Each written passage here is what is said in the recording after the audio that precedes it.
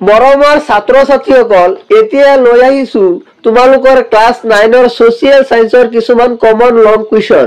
তোমালোকে এই লং কুৱেশ্যন বিলাক চাই যোৱা, এইখিনি বহুত ইম্পৰ্টেন্ট হয় তোমালোকৰ এক্সামৰ বাবে।